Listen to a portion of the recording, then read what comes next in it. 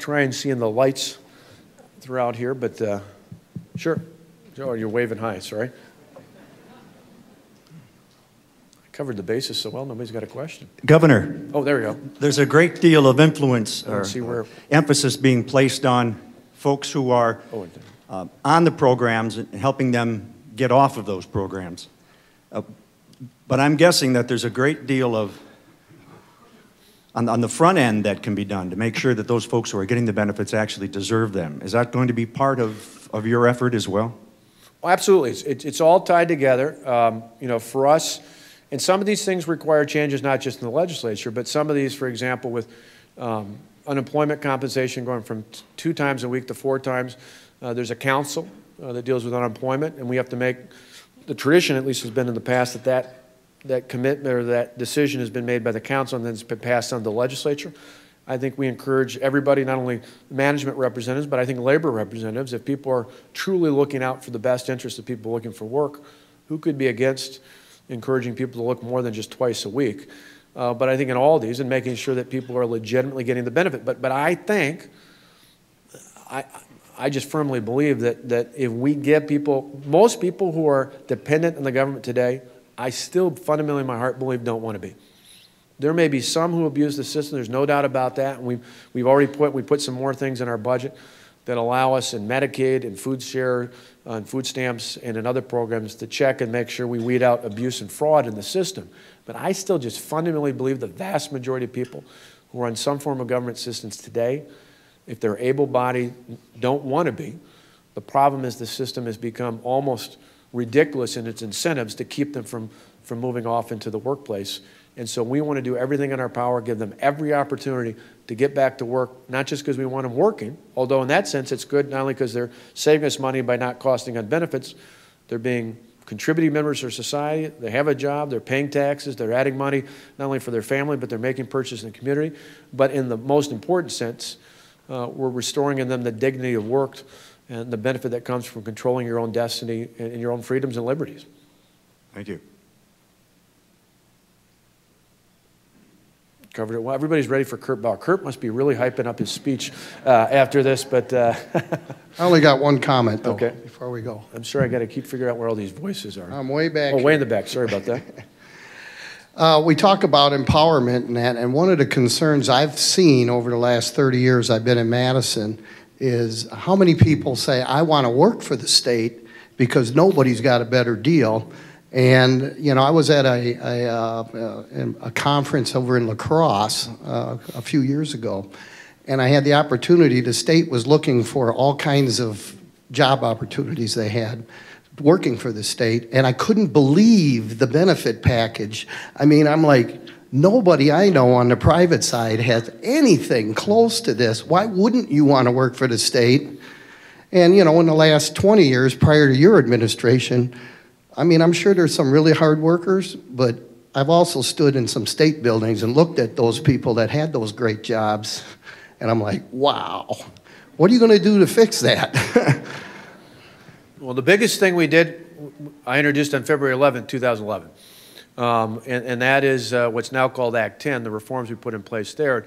Let me preface that, though, by saying I have overwhelming respect at both the state and the local level for the tens of thousands of tremendous public servants in the state who work in our schools, in our cities, in our towns, in our state government. So you're not going to hear me trash public employees, because I think there are many great public servants who work in this state.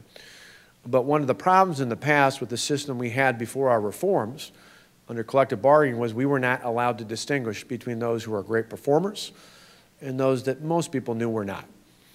It's probably one of the areas I hear the most about is I was just at St. Norbert's College the other day talking about a particular budget item, and I had 3 young women, amongst other people, but 3 young women who were studying to be teachers come up to me and say, thank you.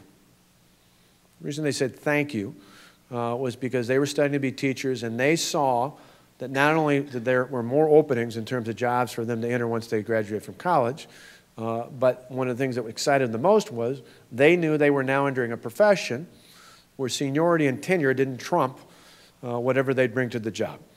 And so they knew over time, if they came in and did a good job, got a good training, did their work, excelled in that, they were going to be able to achieve just like anybody who'd been there 20 or 30 years. And for that person who'd been there for 20 or 30 years, if they'd done a good job, they could excel as well. But under the old system, seniority and tenure work, they trumped things. There were very few changes made, not only in terms of pension and health care contributions, but even simply in things like work rules. I mean, remember the example here in the past in Madison, you had because of the old collective bargaining system, you had a system where you had a city bus driver make $150,000 a year. You know, we had some places where some government workers were calling in sick on one shift and then getting paid overtime by coming in the next shift. You had multitudes of examples like that, and you had in many cases, not only at the state but at the local level, in governments where people were paying next to nothing for their retirement, usually a pension, and they were paying very little for the health care. Now that's changed. It caused a little ruckus, as I recall, a couple years ago. But you know, one of the interesting things, I've got a younger brother, just a couple years younger, and he was telling me about how at the time, this is a great example of, I think, not only his employer, but for others here who've heard from employees about this. My brother said, you know, my brother is a banquet manager at a hotel. He works part-time as a bartender. His wife sells appliances at a department store at a mall nearby where they live. They've got two beautiful girls, my nieces, and they are a typical middle-class family in this state. He said to me when this first came up, and there was a little bit of a ruckus up the way at the Capitol, he said, I don't get it. He goes, a guy like me pays more than $800 a month for my health insurance and the little bit I can set aside my 401k. He goes, I'd love to have the deal you're offering.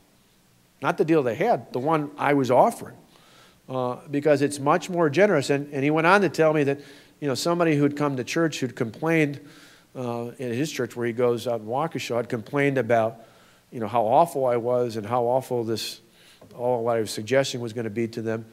And they said at first they got a lot of empathy until a couple Sundays in when people started asking them about their benefits. And they'd say, well, can you believe I'm actually going to have to pay something for health insurance and I'm going to have to match my retirement? And my brother said these folks stopped talking about what they got because instead of being empathetic, people were mad at them. Because people were saying, you know, in my factory, I pay 25% of my health insurance, and I have to match my 401k if I'm going to get anything out there, and what's your big deal? And so, per your point, it's not just in terms of how much people pay in terms of benefits. We've empowered not only the state, but local governments to do that as well. It's why in our schools and our local governments, one of the great things out there is there's no seniority or tenure, except for a handful of school districts that have contracts up this June. Every other district, every other jurisdiction in the state can now hire and fire based on merit. We can pay based on performance. That means we can put the best and the brightest in our classrooms and we can keep them there.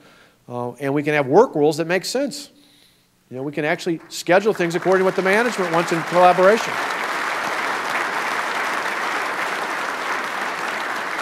Is that it? Okay, I got the cue. I can see off to the side pretty well there. But again, thank you. If you don't remember anything else, what's the number you're going to remember? 224,580. And the other thing to remember is some want us to go down the path of dependence. What we really want, you know, we don't celebrate April 15th in this country. We celebrate July 4th. One is about dependence. The other is about independence. Thanks.